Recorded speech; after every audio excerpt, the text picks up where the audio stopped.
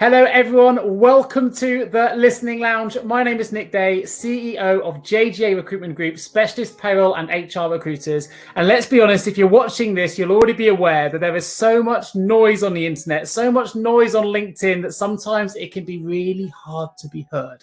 So I want you all to watch this, relax those eyes, relax those ears, try and learn something new, because I've got a brilliant guest with me today. In fact, the first guest we've ever had from the reward sphere.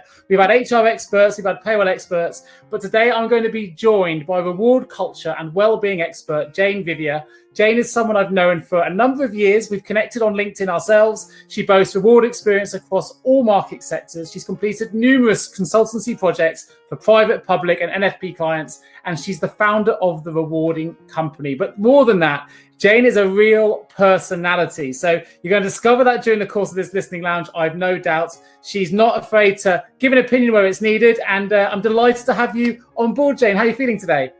Thanks, Nick. That's really kind of you. I'm feeling good, actually. And that was a fantastic introduction. Great. Oh, I'm glad you liked it. Well, actually, there's some good news today as well, because you've just landed yourself a brand new consultancy project as well today, I believe. So it's good news. Yeah. All around. So listen, I'm going to jump in and take advantage of your reward expertise while I can. What part do you think reward plays in forward-thinking organizations? I think increasingly that the C-suite or the executive board of any organisation needs to listen more to reward people. We are the perfect storm of people and numbers. So we kind of have our finger on the pulse. We're into the data and analytics, but we have a true understanding of how people think, how they feel, how they act. And actually, we're often seen as being the less harsh side of HR. So we're not the people that do the discipline and grievance. We're not the ones who will come and tell you off. So quite often, we have an insight into your employees and the way they think that other parts of your team might not have. We're the people that do the good stuff. We're the people that do some of the really important stuff as well. And we can bring a kind of commerciality to this that perhaps other parts of the team can't, alongside their valuable work. We can pull levers really quickly. We know that pay and reward is a motive, and the world of pay and reward is growing massively as well. It's not the pay and rations that you might have seen in the 90s and the early 2000s pre-financial crash. And I think particularly at the moment, it's a lot more than the pay and rations. So we're the people who take the great ideas from the outside world and we bring them into an employee context and make them work for organisations. We're the people that see your employees, your people, human capital, whatever you want to call it. We are the ones who truly see them as consumers, because reward is a product. It's not a thing. You don't do it to people, you do it with people, and it's very much a product. So we really have our finger on the pulse of that. I always say there's two kinds of reward people. So when I first started in reward, there were lots of perhaps more middle-aged males who very much love their spreadsheets and love their numbers. And then there's kind of the new kids on the block who look at the spreadsheets and the numbers and say, that tells me the start of the story, and I need to go out, find the middle, find the conclusion, find that happy ending. And that's definitely the second reward camp that I sit in. And we're the ones who think about reward and its effect on culture. Culture has a definite impact on the bottom line. So get us on board, get your people on board. And we are the Duracell bunnies or the Tiggers of the HR world. We're the excitable ones. We're the ones who will take a mad idea and turn it into reality. And we're also perhaps the most technologically advanced of most of the people teams, because we're used to having those platforms. We're used to critiquing those platforms. We're used to telling suppliers those platforms are no good, and that we want something different. And I think that helps bring together the whole reward part and the employee as a consumer. I spent quite a while yesterday. I was teaching a class about the future of rewards. And I said that actually we're only going to make rewards successful if we start thinking about our employees as consumers. And if we can go on Amazon and buy things with one click, and God knows I have in the last few months, the cardboard that goes out for recycling is unbelievable. You could build a whole city with it. If we can do Amazon with one click and have something delivered to our door, then why do we have people coming into the workforce and having to go through loads and loads of steps to do something simple like book a holiday or, change their benefit selection? So we really are the people that bring the commerciality to life in your organisation. We're also kind of quite mouthy, quite tenacious. We know our stuff, and we also have a wide-ranging view across a number of subjects. So we'll work with your recruitment teams, we'll work with your L&D teams, we'll work with the generalists, because generally we just want to be heard. And if anyone wants to give us a platform, then we're on it. Bells and whistles, jazz hands, we're there.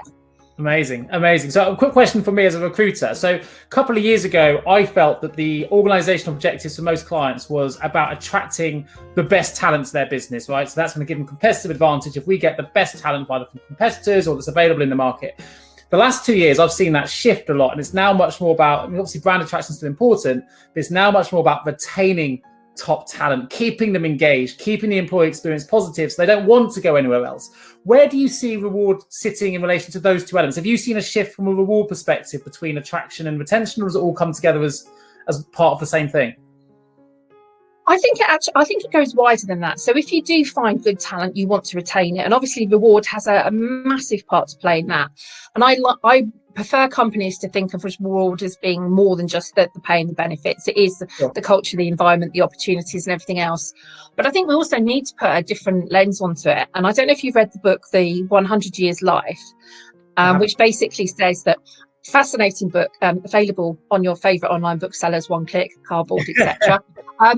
So basically we're all everyone who's born now, so if someone is born now, they're expected to live, they'll have 100 years life. So obviously it's very different to us who have a life expectancy perhaps in our 70s or 80s. And they talk very much about people having very different careers. So you'll spend 20 years in education, you'll spend 20 years in retirement, but you'll actually work for 60 years. But the work you do during those 60 years will be very different. You'll have a lot more jobs than you might have had previously. You may change career, quite a few times. You may actually realise that your first 20 years of learning aren't enough, so learning will continue into adulthood. So I think actually recruitment and reward need to perhaps up their game a little bit here and understand that for the people that are joining the workforce at the moment, it isn't necessarily about retaining them long term, that whole kind of job for life, or you join a career and you work your way through it. I think that in the next 10 to 20 years will largely be gone. And what you'll be looking to do is get the best people into the business. You'll want to retain them for a certain amount of time and for them to be really productive, really innovative, and really valuable to your business. But what you want to do is create a whole raft of good leavers, so your alumni who then go away, they do something different, and they may come back to you because actually you were a fantastic employer. So I think the employer brand part is really important. I think Glassdoor is fascinating. That's kind of a rabbit hole you can disappear down and stay in for weeks. I agree. And I don't go and work anywhere, or I don't consider a client until I've looked at their Glassdoor reviews. And it doesn't mean if Glassdoor reviews are bad, I won't consider you. It's just I like to know what I'm letting myself in for.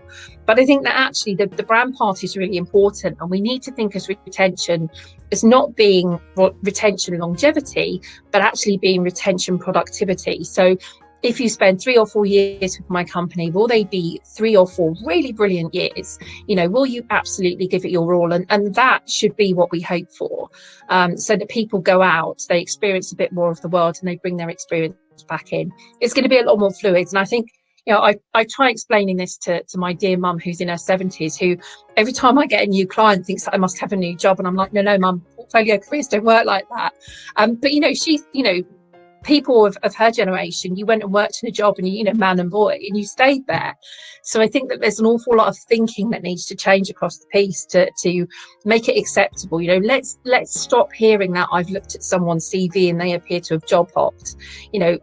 Delve further into it. I know the good recruiters already do, but delve further into it and find out why they changed, why they left. If someone said to me, I changed jobs because I didn't feel I was learning enough, I didn't feel the culture was right, that to me is a real positive. Even if they only stayed 6-12 months in a job, that for me is a real positive, that they had the tenacity and the resilience to say, do you know what, this isn't for me, I'm going to go and find something that is. So I think the retention is again, not longevity, but really about that productivity and input and innovation and creation. We've changed from being a society which was about making things to being a society which is about innovation and creation. And that, I think, naturally has a much shorter lifespan.